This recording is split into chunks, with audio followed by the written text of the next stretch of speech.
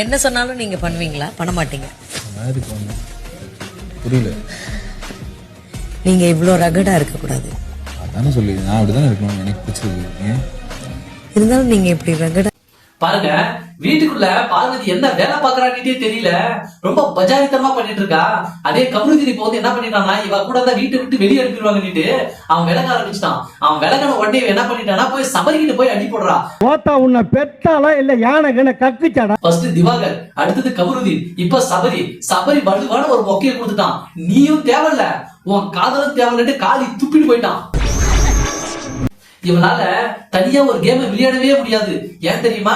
இவ ஒரு டெலிபோன் பூத்து மாதிரி, யாராச்சும் ஒருத்தர் வந்து என்ன பண்ணும், அவனை நொய்யி பேசிக்கிட்டே இருக்கணும். ஆனா இவ வாயிலிருந்து வர்ற வாய்ஸ் வயகராவோட 10 மடங்கு பவர்ஃபுல்.